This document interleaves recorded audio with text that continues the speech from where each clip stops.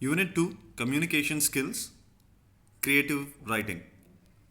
In this topic, we'll understand what creative writing is and what are the different uh, ways that we can deal with it. Right. What is creative writing in the first place? See, any writing that expresses ideas and thoughts in an imaginative way. See, for this, we can take it a simple example. We write mails, we write messages to our friends and family, to our boss, to our colleague, to our subordinates, right, to our partners. All these are not creative writing. Those writing that takes a little bit of imagination, creativity, innovation, those comes under creative writing. So types of creative writing: poetry, plays. You have your television, channels which broadcast a lot of programs. It's all creative. Movie, fiction in terms of writing, right? Novels, short stories, could be anything. Songs, writing lyrics is creative writing, and writing for speeches. So there are, many politicians who don't actually write their own speech. They have a team. They have a person who writes them, right? So that is creative writing. Memoirs and personal essays. These are the types of creative writing one can indulge in. So we have 9 point tip, right? Tips for creative writing. So we'll look at all those things one by one. Write about what you know. Okay, so for a starter, it's always advisable to start writing about what you actually know. That's something which will help us if you're just a beginner. But then that's just to make you feel at home, feel easy in terms of the creative writing process. It doesn't mean that you should not write about what you don't know. You can do some research and start writing about what you don't know as well. That is something which is an oxymoron kind, right? We are looking at both. You start writing. If you want it to be a little easier, go for things that you know. But if you challenge yourself, that's again too good. Go for things that you don't know as well.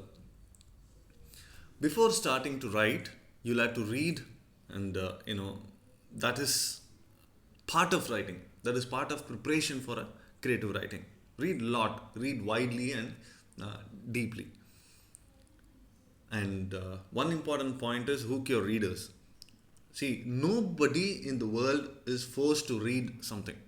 So we'll have to give a content that should attract people to read through. They'll start, but after a while they may lose interest. They'll have to keep reading, for which you need to hook the readers. How do you do that? You should develop your skills on that. And your characters cannot be one dimensional, right? Your characters must give a lot of dimensions, different shades. And until we do that, the characters won't come alive. That is absolutely important for us to understand, right? Readers should be able to interact with the characters. Unless otherwise the characters talk to us, we won't understand what's happening really. And too much description is not okay. Never do that. Try to balance the amount of description that one has to give, right? We cannot give too much of description. At the same time, we can't decide not to give any description at all. So the balance needs to be understood properly, and get it right the first time. This is a very very important point that I would like to talk about. The reason is, see, when we start writing our first draft, okay, what happens in our mind is, this is the first draft, let me go easy, let me try and put. No, that's not the attitude that we should have. One must have. We should ensure that in our mind we are thinking this is our last draft, and we are submitting for someone else to read, right? So that is the attitude we should have in our mind, so that the basic simple mistakes or the creative elements missing, these are the things that we can avoid. We can, think that the first draft is our last draft, and then give our 100% so that we don't make the basic mistakes in the first place. Keep polishing, and once you start writing, it never gets perfect, right? You can get close to perfection, but it never gets perfect. So don't stop. Keep polishing, keep improving. Try and do the simple things, right? Change little things after a while, and then that gives a lot of different meaning, and it actually helps in terms of polishing our content. And finally, make the most of the opportunities, right? Many aspiring writers claim they simply don't have the time to make the most of their ideas, right? Yet if you analyze a typical day, there are always those intervals, right? Use public transport, don't drive.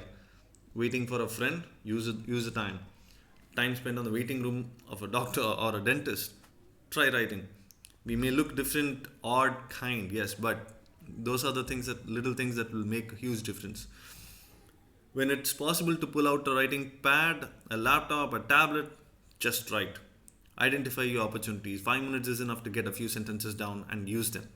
But most of all, the important part is enjoy your writing. Thank you.